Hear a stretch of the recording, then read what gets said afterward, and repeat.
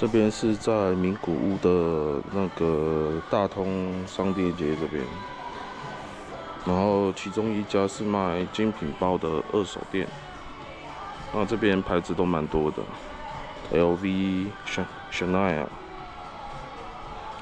巴黎世家。喜欢精品的人可以来这边看看，像这个SONE-XAIO 的包包。30万日币，差不多快7万台币。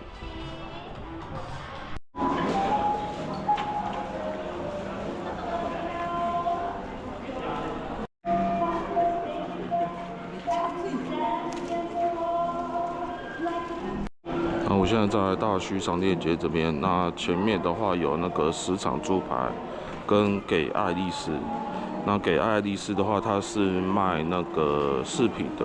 然后一些零食，然后最前面的话是大寻舍社，再来走过来这边是100块的商店，后面那边是卖二手精品包，然后对面那条街有卖那个青蛙馒头，这个清流总本家，推荐给大家，这边还蛮好逛的。